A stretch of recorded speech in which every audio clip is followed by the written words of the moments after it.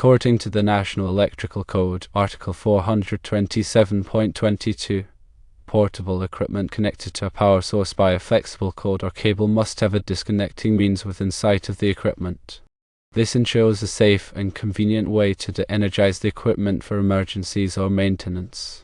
A receptacle disconnect like the Hubble 430M ISFN-W fulfills this NEC requirement. It integrates a disconnect switch mechanically interlocked with the receptacle. When the switch is off, the receptacle is de-energized, preventing plug removal. If a receptacle disconnect is too costly, a more affordable solution involves installing a locally mounted disconnect adjacent to the receptacle. This disconnect can be a simple on/off switch or a circuit breaker.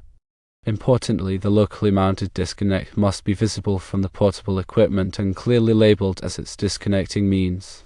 Regardless of the disconnecting means chosen, its installation must adhere to NEC standards.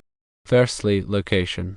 The disconnecting means needs to be within sight of the portable equipment. Secondly, labeling. It must be clearly identified as the disconnecting means for that specific equipment. Thirdly, accessibility.